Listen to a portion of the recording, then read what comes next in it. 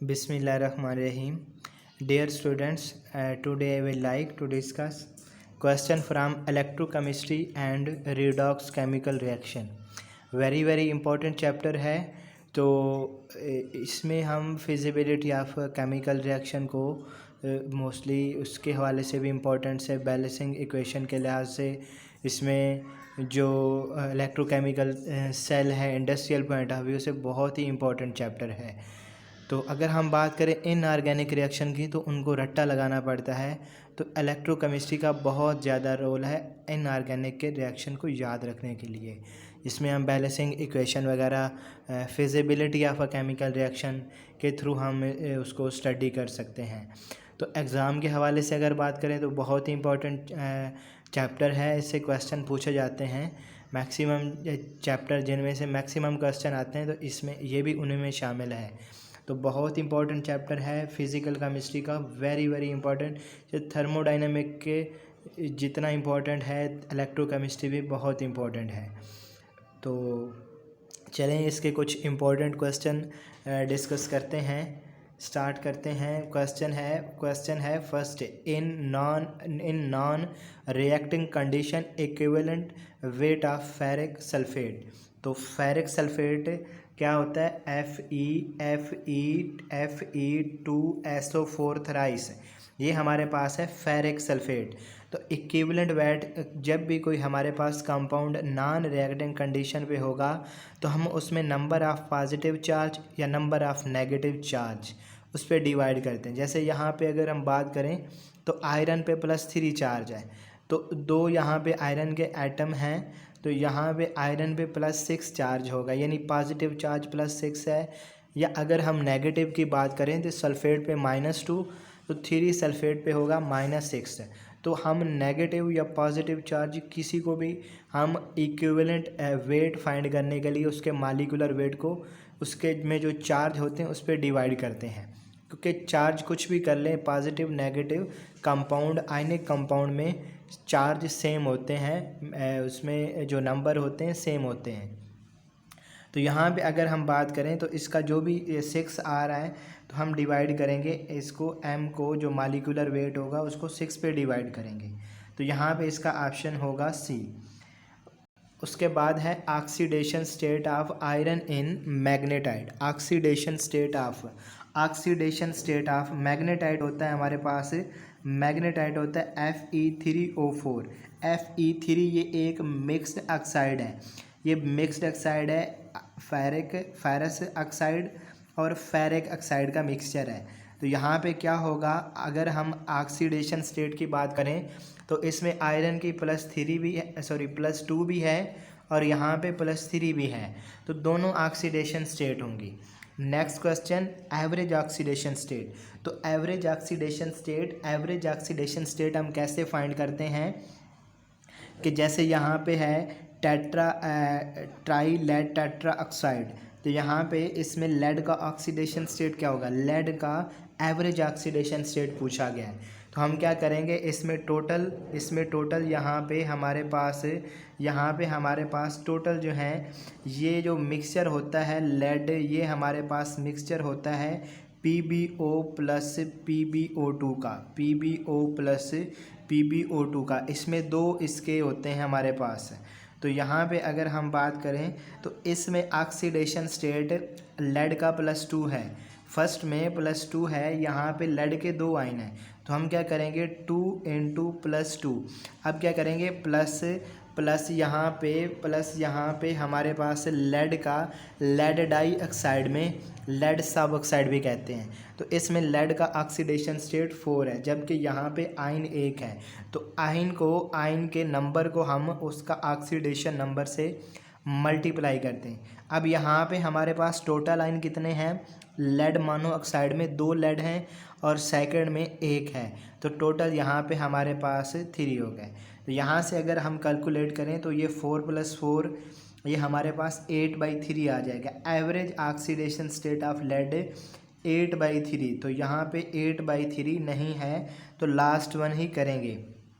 इन reaction ये nitrite ion change हो रहा है नाइट्रेट में, तो इसमें N का वैल्यू क्या, मीन ये नाइट्राइट NO2 -1 चेंज हो रहा है NO3 -1 में।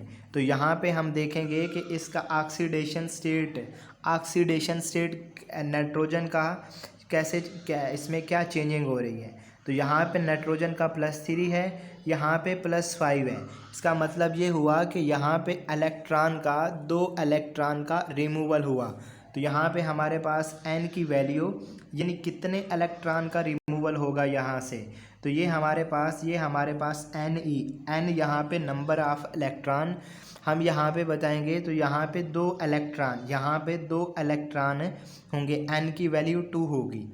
उसके बाद which of the following sodium chloride high specific conductance, याद रखें कंडक्टेंस डाइल्यूशन से इंक्रीज होती है लेकिन स्पेसिफिक कंडक्टेंस डाइल्यूशन से डिक्रीज करती है। स्पेसिफिक कंडक्टेंस डाइल्यूशन से डिक्रीज करती है। स्पेसिफिक याद रखें हमारे पास जो स्पेसिफिक कंडक्टेंस है ये डाइल्यूशन के इन्वर्सली प्रोपोर्शनल होती है। तो इसमें क्योंकि उसमें ये होता है कि जैसे हम उसमें वाटर ऐड करेंगे, सॉल्यूशन में सॉल्वेंट को ऐड करेंगे, number of ion per unit volume decrease हो जाएंगे।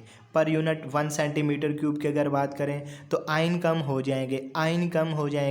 तो इसी को हम कहते हैं स्पेसिफिक कंडक्टेंस है, यानी number of ion per unit volume decrease कर जाएंगे, तो इससे कंडक्टेंस भी डिक्रीज कर जाएगी। तो स्पेसिफिक कंडक्टेंस होगी हमारे पास लास्ट वन जो है कंसनट्रेटेड सॉल्यूशन की। लेकिन अगर मोलर कंडक्टेंस पूछी जाए तो वो हमारे पास डाइल्यूट सॉल्यूशन की मैक्सिमम होती है। उसके बाद three iron sheet coated with this metal, ये इनका रिडक्शन पोटेंशियल की वैल्यू दी गई है। तो इसमें आयरन के ऊपर सभी को कोट किया जाए। अगर हमारे पास आयरन की 3 शीट्स हैं तो कौन सी रस्टिंग को प्रमोट करेगी, तो इसमें वो मेटल जिसका रिडक्शन पोटेंशियल कम होगा वो ऑक्सीडाइज हो जाएगी। जिसका रिडक्शन पोटेंशियल कम होगा वो उसको प्रमोट करेगी करोजन में, क्योंकि जिसका रिडक्शन पोटेंशियल कम है वो एक्टिव मेटल है, उसकी रिड्यूस होने की एबिलिटी ज़्यादा होगी, दूसरों को ऑक्सीडाइज करने की एबिलिटी ज़्यादा होगी, खुद को रिड्यूस करने की, दूसरों को ऑक्सीडाइज करने की। तो यहाँ पे जिसका रिडक्शन पोटेंशियल कम होता है with respect to other metal, वो एक्टिव मेटल होती है, तो वो उसमें करोजन को प्रमोट करेगी। तो यहाँ पे सी जो है इसका रिडक्शन पोटेंशियल लो है, तो ये करोजन को प्रमोट करेगी। उसके बाद नेक्स्ट है जिंक। दिस इलेक्ट्रोड पोटेंशियल दिया गया है। फर्स्ट में जिंक का ऑक्सीडेशन पोटेंशियल है, ये जिंक का ऑक्सीडेशन पोटेंशियल है, यानी इसमें जिंक ऑक्सीडाइज हो रहा है। स्टेटमेंट में देखें और सेकंड में भी आयरन का ऑक्सीडेशन पोटेंशियल दिया हुआ है। रिएक्शन की रिस्पेक्ट ई सेल पूछा गया है, यानी इसका जो इलेक्ट्रोमोटिव फोर्स है या हमारे पास जो इसका टोटल इलेक्ट्रोड पोटेंशियल है, तो इसमें हमारे पास सेल का पोटेंशियल जो होगा ओवरऑल वो क्या होगा, इसमें आयरन रिड्यूस हो रहा है। तो यहाँ पे इक्वेशन में स्टेटमेंट में आयरन का दिया हुआ ऑक्सीडेशन पोटेंशियल, तो हम यहाँ पे रिडक्शन पोटेंशियल लेंगे तो वो हमारे पास होगा 4 माइनस में हो जाएगा। अगर हम जिंक की बात करें रिएक्शन में जिंक ऑक्सीडाइज हो रहा है, जबकि इसका ऑक्सीडेशन पोटेंशियल ही दिया हुआ है, यानी Zn+2 में। तो इसमें हमारे पास इसका हम वही ही लेंगे +0.76। तो इसका अगर हम कैलकुलेशन करें तो ये हमारे पास आ जाएगा प्लस में 0.35।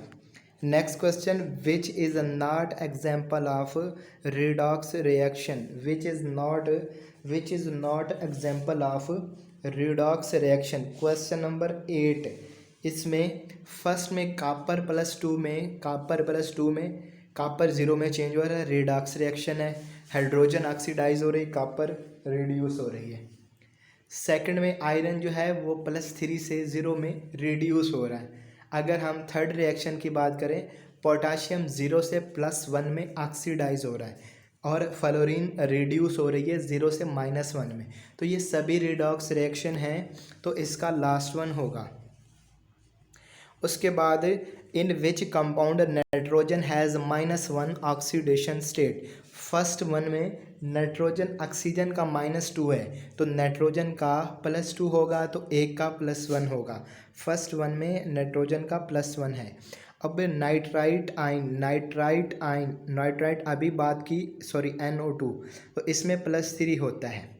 और अगर हम बात करें NH2OH की, तो यहाँ पे नाइट्रोजन का -1 ऑक्सीडेशन स्टेट होगा। यहाँ पे नाइट्रोजन का इसका देख लेते हैं। ये हाइड्रोक्सल अमीन, ये हमारे पास है हाइड्रोक्सल अमीन। तो यहाँ पे हम ऑक्सीडेशन स्टेट देखेंगे। अब नाइट्रोजन का ऑक्सीडेशन इलेक्ट्रोनेगेटिविटी हाइड्रोजन से ज़्यादा है, तो हम इस पे चार्ज लिखेंगे -1। इस हाइड्रोजन की लेफ़्ट साइड पे जो हाइड्रोजन है ये भी कम इलेक्ट्रोनेगेटिविटी नाइट्रोजन से, तो इसकी वजह से भी -1 होगा, इन पे +1 होगा। तो ये ऑर्गेनिक कंपाउंड में ऐसे भी ऑक्सीडेशन स्टेट फाइंड करते हैं। अब ऑक्सीजन जो है ये हाईली इलेक्ट्रोनेगेटिव है। ऑक्सीजन पे तो यहाँ पे -2 होगा, ये नाइट्रोजन को बैलेंस करेंगे। लेकिन नाइट्रोजन पे यहाँ पे +1 हो जाएगा, क्योंकि नाइट्रोजन की इलेक्ट्रोनेगेटिविटी ऑक्सीजन से कम है। जैसे हमने हाइड्रोजन का विद रिस्पेक्ट टू नाइट्रोजन +1 लिखा है, तो इसी तरह नाइट्रोजन का भी हम क्या करेंगे, +1 करेंगे with respect to oxygen, most electronegative. तो अब -2, अब ये देखें डियर स्टूडेंट्स, यहाँ पे -2 +1, तो ये हमारे पास आ जाएगा, इसका आंसर -1, इसका आंसर आ जाएगा -1, तो ये हमारे पास होगा C. Oxidation number of carbon in ये हमारे पास है सॉल्वेंट है डाइक्लोरोमीथेन। तो इसमें भी वही होगा, ये हमारे पास, इसका मैं जो रफ सा स्ट्रक्चर ड्रा कर रहा हूँ, तो यहाँ पे इस दोनों हाइड्रोजन की वजह से कार्बन पे -2 होगा और 2 क्लोरीन, उनकी इलेक्ट्रोनेगेटिविटी कार्बन से ज़्यादा है, तो उसकी वजह से +2 होगा। तो -2 +2 यहाँ पे हमारे पास इसका ऑक्सीडेशन नंबर 0 होगा। उसके बाद है equivalent weight of oxidizing agent in this reaction. Equivalent weight किसी भी ऑक्सीडाइजिंग रिड्यूसिंग एजेंट का हम उसमें देखते हैं कि वो किस हद तक रिड्यूस हो रहा है, कितने इलेक्ट्रॉन गेन करके रिड्यूस हो रहा है, कितने इलेक्ट्रॉन लूज़ करके ऑक्सीडाइज हो रहा है। तो उसी पे उन्हीं जो मॉलिक्यूलर वेट होता है उसको इलेक्ट्रॉन लूज़ और गेन पे डिवाइड करते हैं। तो यहाँ पे SO2 है, तो ये SO2 +4 है, तो सल्फ़र में जा रहा है, तो यहाँ पे ये 0 में, यानी सल्फ़र +4 से सल्फ़र 0 में, तो 4 ऑक्सीडेशन स्टेट, 4 इलेक्ट्रॉन का यहाँ पे एडिशन हो रहा है। तो यहाँ पे हम देखेंगे तो इसका जो इक्विवेलेंट वेट होगा, क्योंकि सल्फ़र डाइऑक्साइड का 64 है, तो हम 64 को 4 पे डिवाइड करेंगे, तो ये हमारे पास आ जाएगा 16। All act as both reducing reductant and oxidant except 1। तो कौन से ऐसे कंपाउंड होते हैं जो as a oxidizing and reducing agent both act कर सकते हैं रिएक्शंस में। तो ऐसे कंपाउंड जिनमें एलिमेंट का ऑक्सीडेशन स्टेट बिटवीन होता है लोअर एंड हायर वैल्यू। जैसे हम अगर बात करें SO2 की, तो सल्फ़र की जो ऑक्सीडेशन स्टेट है -2 +2 +4 +6। तो अगर सल्फ़र +4 में है तो वो +6 में जाके ऑक्सीडाइज हो सकता है, यहाँ पे रिड्यूसिंग एजेंट हो गया। सल्फ़र +4 से 0 में जाके ऑक्सीडाइज हो सकता है, तो यहाँ पे रिड्यूस हो सकता है, तो यहाँ पे ऑक्सीडाइजिंग एजेंट हो गया। ठीक है, इसी तरह NO2 तो ऑक्सीडाइजिंग रिड्यूसिंग एजेंट, यानी नाइट्रोजन +4 से +5 में भी जा सकती है, +1 भी 0 में भी जा सकती है। ठीक है, इसी तरह हाइड्रोजन पर ऑक्साइड में ऑक्सीजन का -1 ऑक्सीडेशन स्टेट, तो ऑक्सीजन -1 से 0 भी हो सकती है, तो इसमें होगा ऑक्सीडाइज होगा तो रिड्यूसिंग एजेंट कहलाएगा। अगर ऑक्सीजन -1 से -2 जाए तो रिड्यूस होगा तो ऑक्सीडाइजिंग एजेंट कहलाएगा। तो बिटवीन ऑक्सीडेशन स्टेट वाले जो हैं वो बोथ एक्ट करते हैं। तो फर्स्ट में सल्फ़र डाइऑक्साइड है, मतलब मोस्टली यही होता है। सल्फ़र डाइऑक्साइड में सल्फ़र +4 है, तो ये बिटवीन है +6 एंड 0। उसके बाद नाइट्रिक एसिड, सॉरी यहाँ पे नाइट्रिक एसिड जो है ये तो +5 से फर्दर जो है ये +5 से आगे नहीं जाएगा।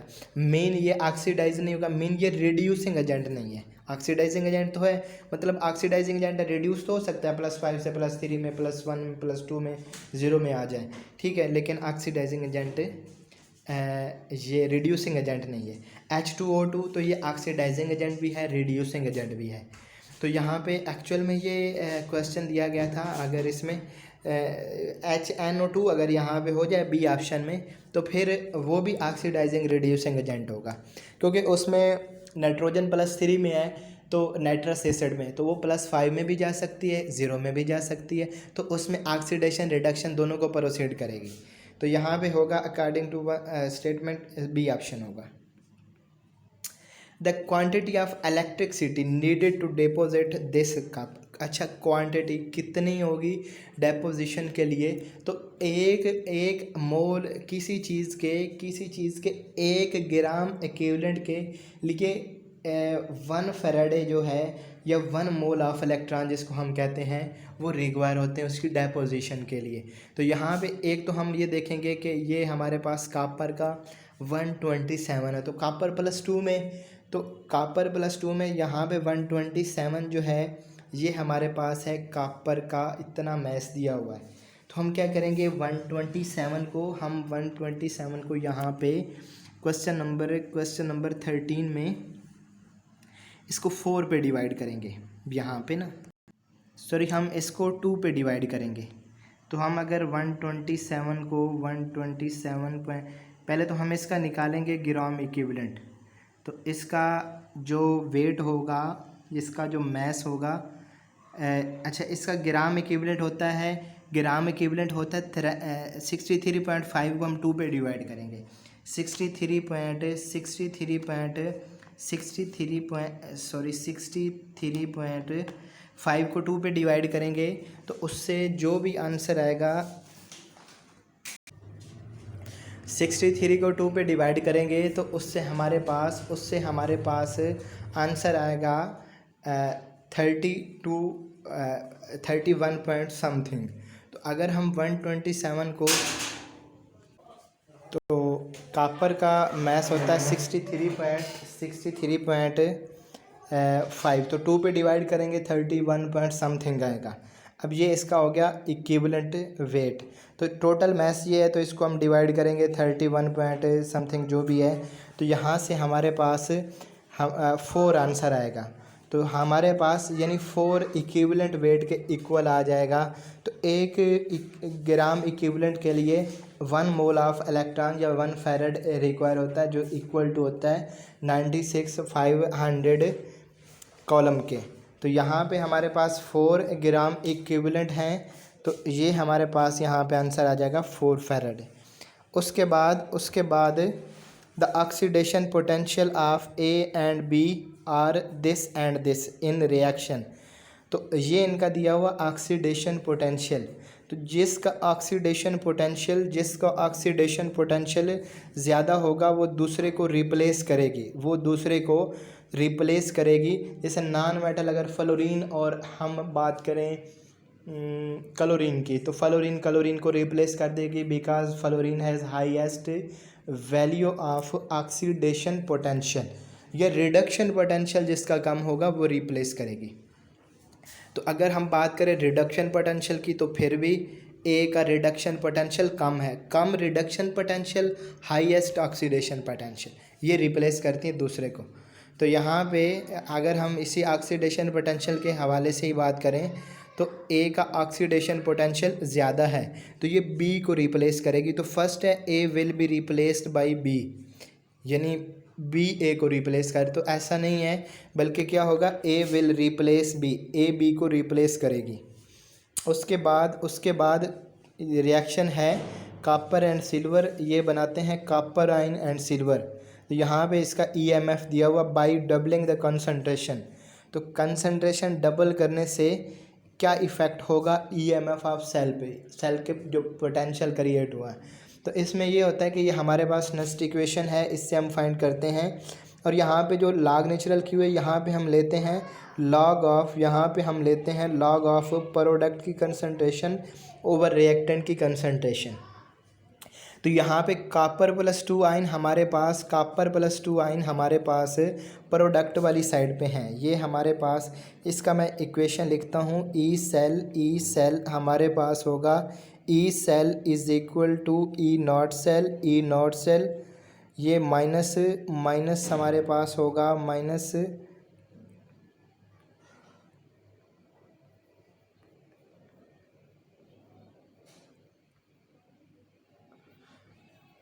ये हमारे पास। अब यहाँ पे प्रोडक्ट में हमारे पास, इसमें हम एक्वस में ही जो होंगे उनको ही लिखेंगे, सॉलिड में नहीं लिखेंगे कंसंट्रेशन को, यूनिटी होती है। तो यहाँ पे कॉपर प्लस 2 होगा और नीचे हमारे पास सिल्वर आयन होगा। तो अब अगर हमारे पास कॉपर इंक्रीज़ कर रहे हैं, यानी प्रोडक्ट की कंसंट्रेशन इंक्रीज़ कर रहे हैं, तो ये फैक्टर जो है ये हमारे पास लार्जर हो जाएगा। ये लार्जर हो जाएगा तो ई नाट में से माइनस करेंगे, जो तो स्पेसिफिक है। ई नाट यहाँ पे सेल की जो है ये स्टैंडर्ड कंडीशन के लिए होती है, स्टैंडर्ड कंडीशन पे जो है 298 केल्विन पे 180 एम प्रेशर पे 1 मोलर जब सॉल्यूशन होगा। तो यहाँ पे हम माइनस यानी लार्जर फैक्टर जब माइनस करेंगे तो हमारे पास जो ई सेल है ये डिक्रीज़ कर जाएगा by small fraction. At anode in electrolysis fused sodium chloride. तो एनोड पे क्लोरीन का ऑक्सीडेशन होता है, तो क्लोरीन ऑक्सीडाइज यहाँ पे कहीं पे नहीं है, तो ये नन होगा इसका। उसके बाद साल्ट ब्रिज का फंक्शन होता है कि जब हमारे पास जो सॉल्यूशन में जो पॉजिटिव आयन होते हैं और नेगेटिव आयन होते हैं, उनकी कंसंट्रेशन इंक्रीज़ करती है, इम्बैलेंस होता है। इक्विलिब्रियम को मेंटेन करने के लिए, सर्किट को कंप्लीट करने के लिए, इलेक्ट्रिकल न्यूट्रल करने के लिए साल्ट ब्रिज जो है ये आयन को ट्रांसफ़र करता है, आयन को। तो यहाँ पे एनाइन नहीं है, ये नहीं स्पेसिफिक एनाइन तो नहीं है ना, तो इसमें होगा नन। उसके बाद greater value of reduction potential, greater will be the tendency, जिसका रिडक्शन पोटेंशियल जितना ज़्यादा होगा उसकी रिड्यूस होने की एबिलिटी ज़्यादा होगी,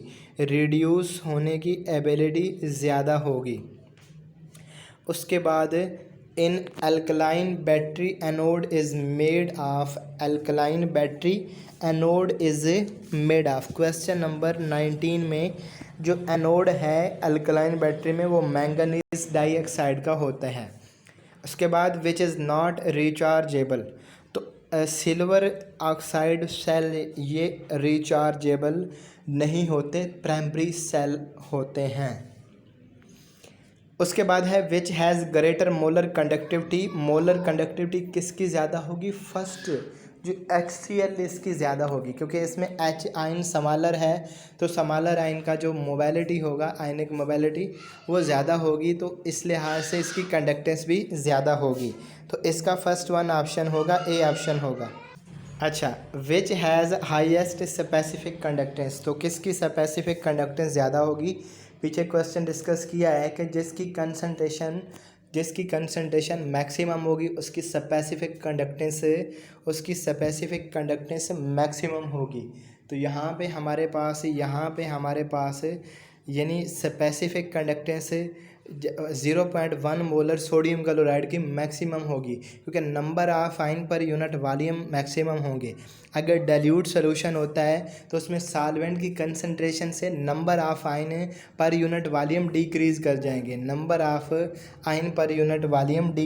जाएंगे, तो जितनी यानी कंसनट्रेटेड होगा तो उसकी स्पेसिफिक कंडक्टेंस ज़्यादा होगी, डाइल्यूशन से कंडक्टेंस डिक्रीज़ करेगी, डाइल्यूशन इंक्रीज़ करने से कंडक्टेंस डिक्रीज़ करेगी।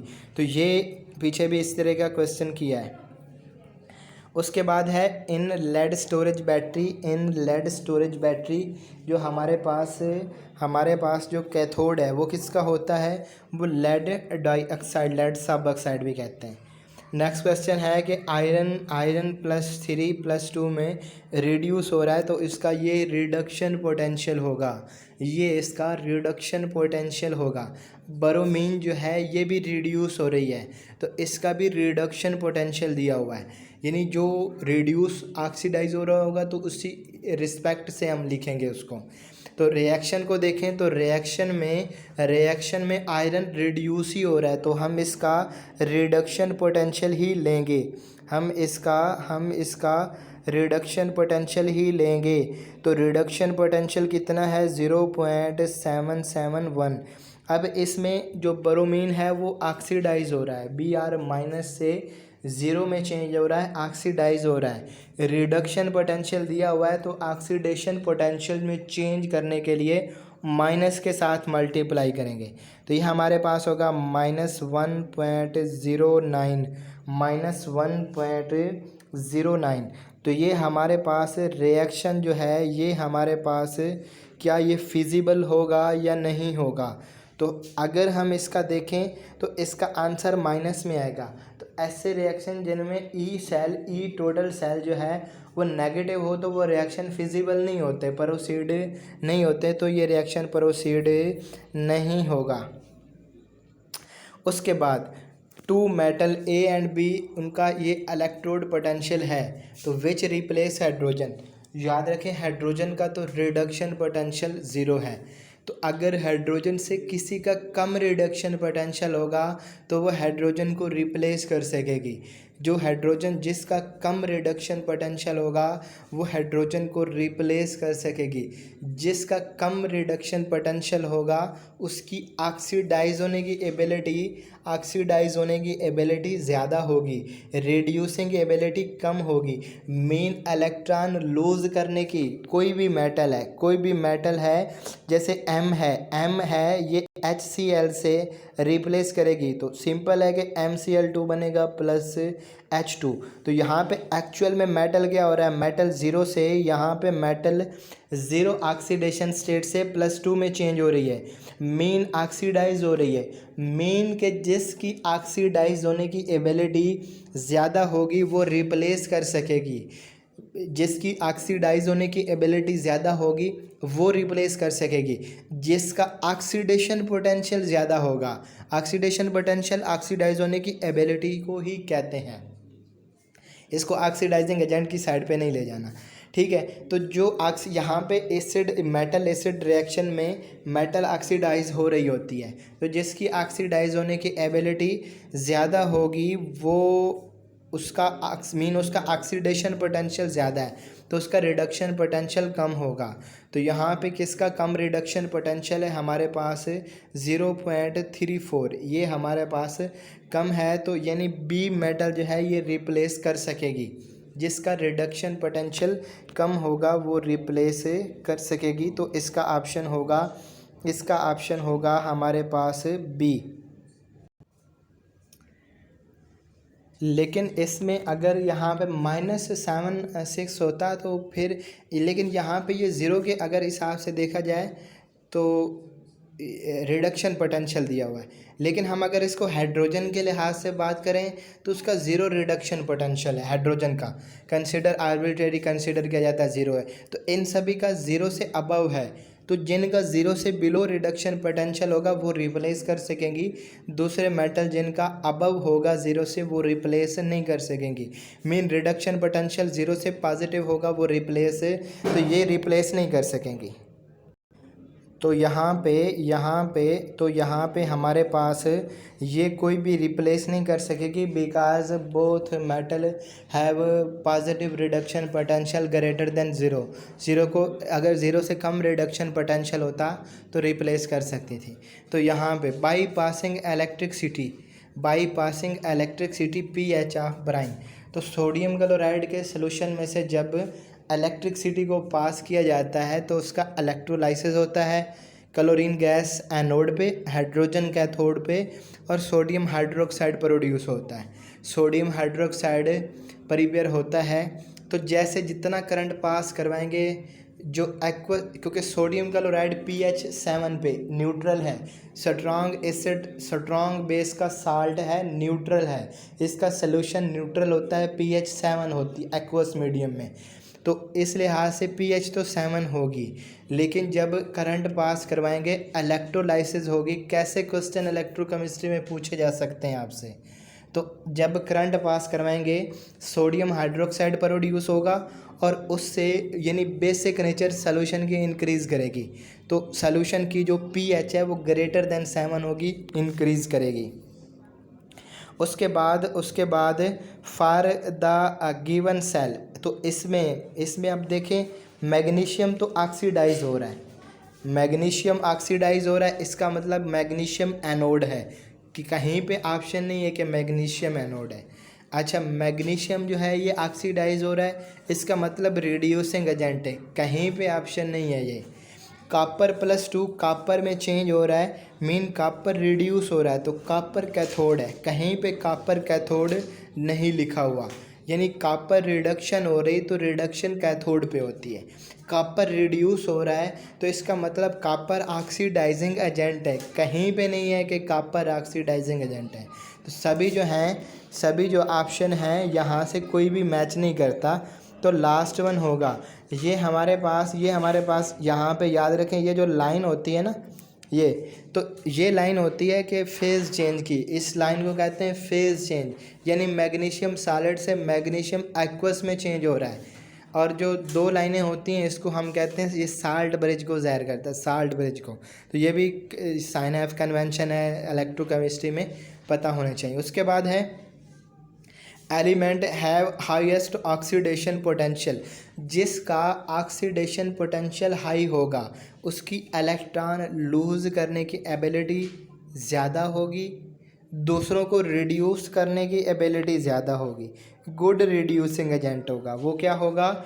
गुड रिड्यूसिंग एजेंट होगा।